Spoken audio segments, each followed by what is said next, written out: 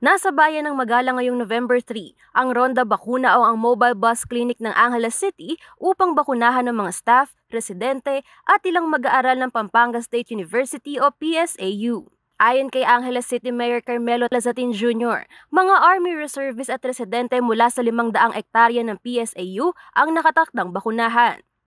Nauna nang ipinangako ng alkalde na ipahihiram ang mobile vaccination buses kasama ang working staff nito sa mga kalapit na bayan upang makatulong sa kanilang vaccination drives. Ayon kay Irish Calagwas, Chief Advisor at Head Implementer ng vaccination program ng Angeles City LGU, nasa 1,500 na katao ang nakaschedule na tumanggap ng COVID-19 vaccines sa lugar. Dagdag pa ni Calagwas, muling babalik ang Ronda Bakuna sa PSAU para sa susunod na batch na nasa 1,500 individuals muli. Samantala sa syudad ng Angeles, nasa 10,000 na katao kada araw ang nababakunahan sa pamamagitan ng Ronda Bakuna at Sundo Bakuna program. Nagagawa raw ito sa tulong ng 400 vaccination staff na buong sipag na nagtatrabaho araw-araw.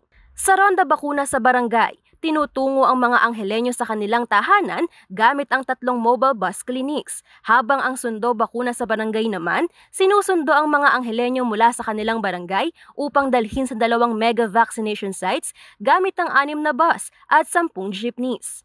Libre ang serbisyong ito para sa mga Anghelenyo. Sa kasalukuyan, nasa 255,128 na ang nakatanggap ng first dose ng COVID-19 vaccine sa Angeles City, habang 177,526 naman ang fully vaccinated. Target ng Angeles City Government na makamit ang herd immunity bago matapos ang taon.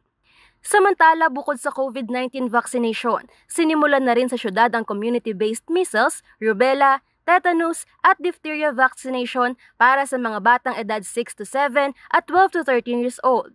Layo nitong mabakunahan ng mga bata mula sa 33 na barangay ng syudad. Angelica Cara, CLTV News.